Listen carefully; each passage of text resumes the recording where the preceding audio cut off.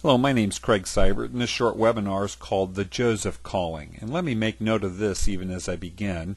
A friend and colleague of mine, Oz Hillman, I've heard use this title as he talks about Joseph in the Bible, and maybe others have as well, but I'd like to explore this short Bible story because I think it has application for all ethnicities today.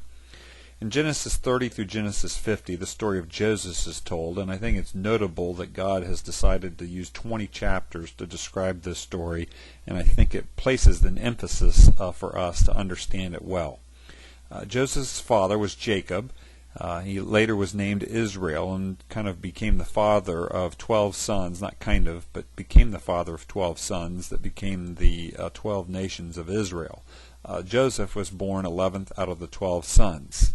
In Genesis 30, this is said, Rachel became pregnant and gave birth to a son and said, God's taken away my disgrace, and she named him Joseph. The Bible also says further here, now Israel loved Joseph more than any of his other sons because he'd been born to him in his old age, and he made a richly ornamented robe for him. And so there's a little favoritism shown there, and we all have been in families where there's a family dynamic, and one certainly was going on here. Enough so that his 11 other brothers began to despise Joseph, and ultimately, as the story unfolds, Joseph's brothers thought of killing him, but ultimately sold him into slavery. And so in Genesis 37 it says this, So when the Midianite merchants came by, his brothers pulled Joseph up out of the cistern and sold him for 20 shekels of silver to the Ishmaelites, who took him to Egypt. And so now Joseph has moved from Canaan to Egypt. He's sold by these Midianite traders to the Egyptian leader, who is the captain of the guard of Pharaoh, served and prospered in that role until he was accused of misdeeds by the wife of this captain of the guard, and he was thrown in jail. The Bible says this about that part of Joseph's story. When his master heard the story, his wife told him, saying, This is how your slave treated me. He burned with anger. And so Joseph's master took him and put him in prison, the place where the king's prisoners were confined.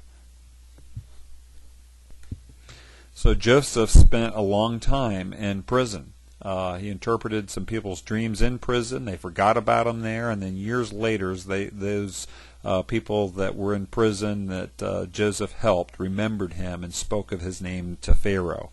Pharaoh had had some dreams, and so Joseph was called forth to interpret them.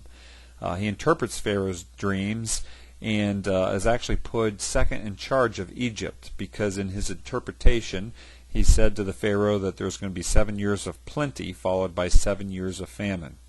In Genesis 41 it says this, 7 years of great abundance are coming throughout the land of Egypt, but 7 years of famine will follow them. Well, Pharaoh was so delighted that his dreams were correctly interpreted that Pharaoh said, I hereby put you in charge of the whole land of Egypt, and basically made him second in the command to deal with the issue at hand of both collecting grain and storing it for the 7 years ahead.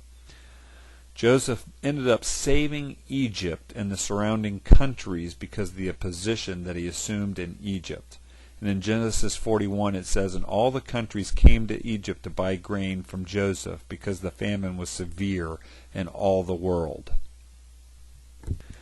Well, and of course this famine was so bad that Joseph's brothers came to Egypt for food. His father, Jacob, said to his brothers, I've heard there's grain in Egypt. Go down there and buy some for us so that we may live and not die.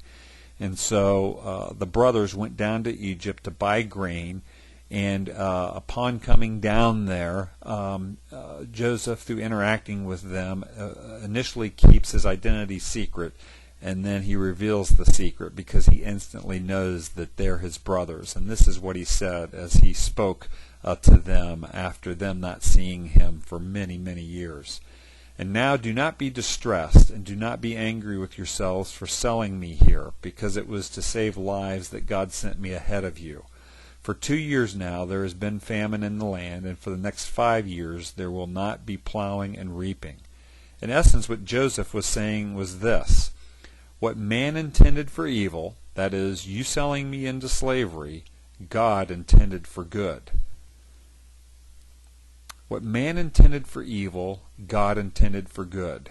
That's a question we need to pose in our own lives as we deal with the obstacles that are thrown our way, the injustices and the unfair ways we've been treated. The alternative is to seek revenge. People can waste their whole life doing something that will never bring them satisfaction.